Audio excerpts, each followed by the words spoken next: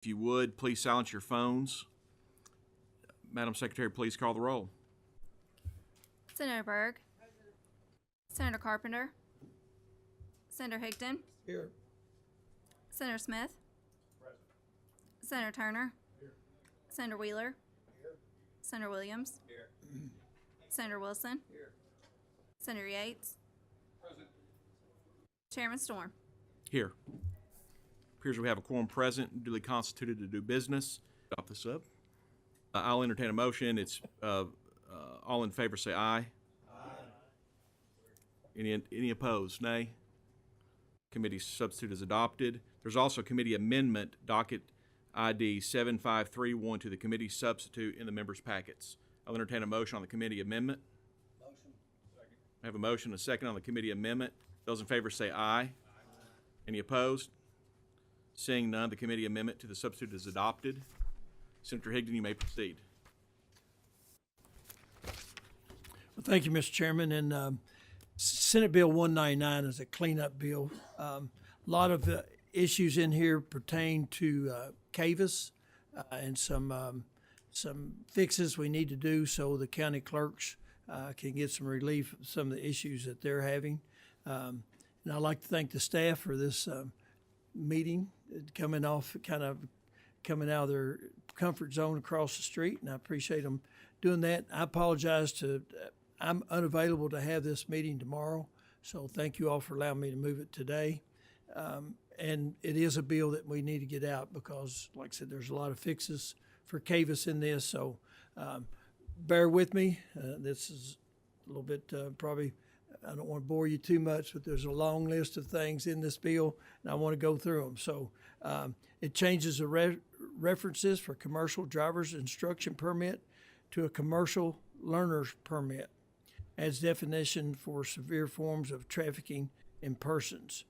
It streamlined the procedure for application and testing of CDL applicants who are non-residents of Kentucky, specify the need for federal mandated entry-level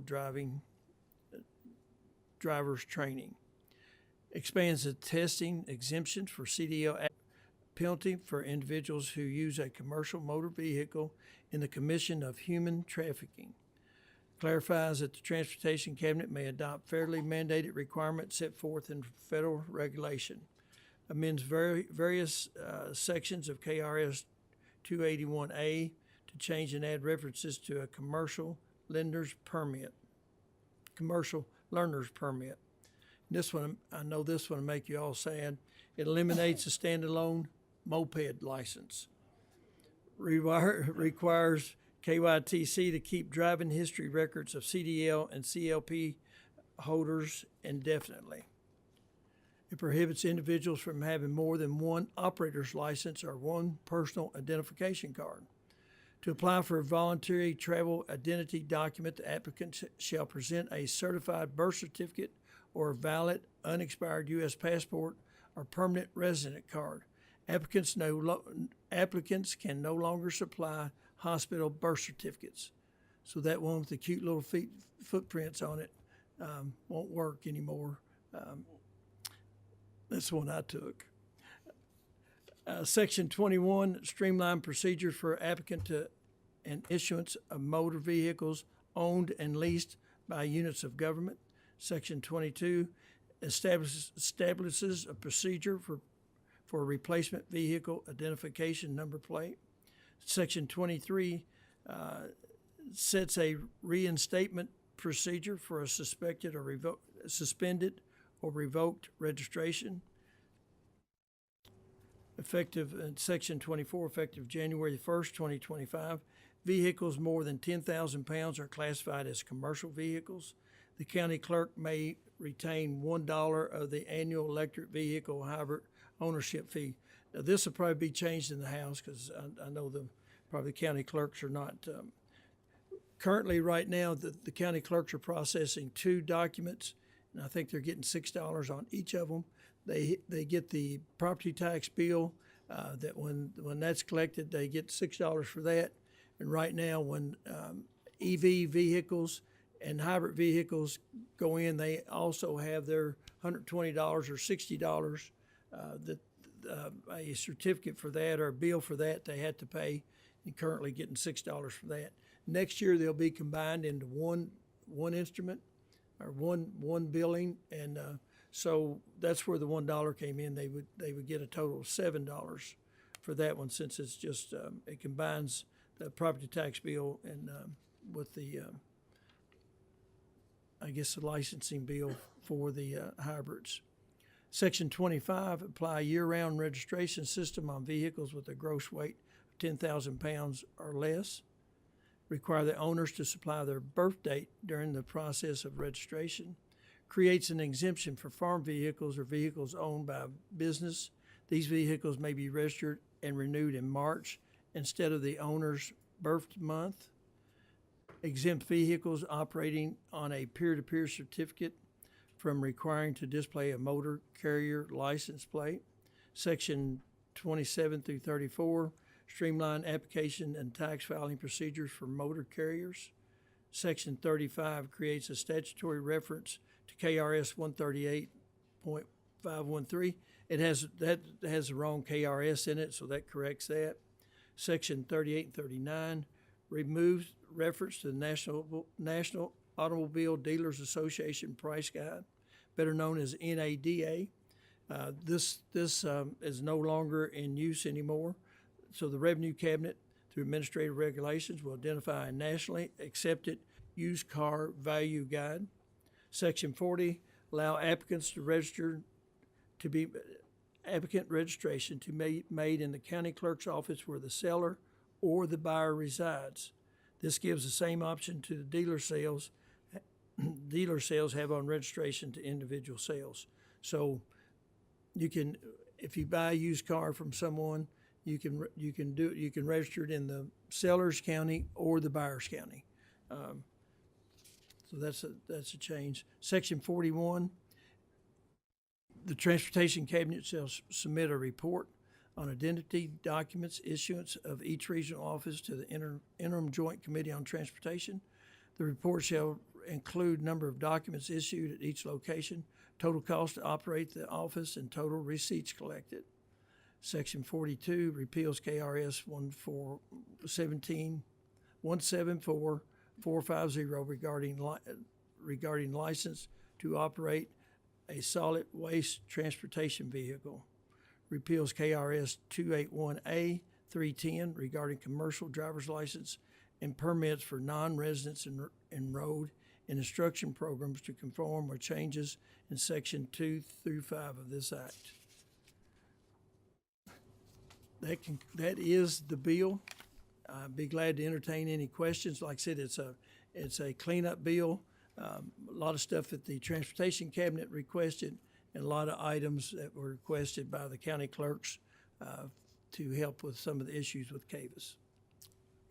Thank you, Senator Turner. Do you have a question? Yes, Mr. Chairman, thank you. Everybody can hear me out here. I was reading, it's on page 23.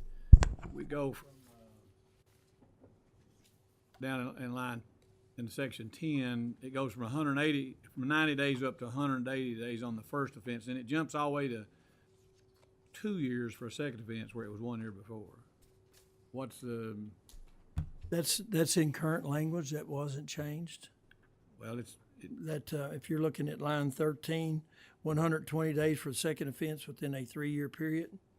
no, it said, I'm on line 20. Line 20. Okay. On page 23, Okay, I see it. line 19, and because the one I've got says 180 days, it goes from 90 to 180 days, but the second one, which was 1 year, goes all the way to 2 years. Is there why the severity? Just what I'm trying to find out. That's a long time for somebody to be with. And if that's something we can try to look in before it's Well, voted on. okay, that's a Is that the request of the cabinet? Is that where that comes from? that's where that came from. And then this, on page 45, and I may be, if I get out of character, Mr. Chairman, thank somebody to stop me. It's got about a motor vehicle registration canceled for non-renewal. That's subject, the owner under this section is paying a fee. Now, I know right now we're going a lot of this CAVA stuff is a problem And like I gave the ones before, that when the registration was canceled, if it's the fault of the cabinet, they're not gonna charge them a 40 fee, are they? Like where the, or is it gonna be automatic, the clerk's gonna collect $40 for?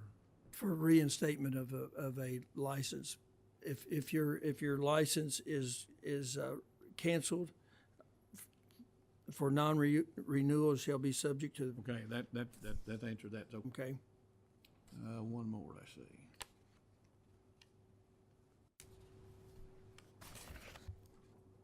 Thank you, Mr. Chairman, that's all I have. Well, that's, like I said, there's a lot in this bill, and Yeah, thank you. I'll entertain a motion on the bill as amended by the substitute and committee amendment. I have a motion and a second on the bill as amended by the substitute and committee amendment. Any further questions? Seeing none, Madam Secretary, please call the roll. Senator Byrd. Senator Carpenter. Senator Higdon. aye. Senator Mills. Senator Smith.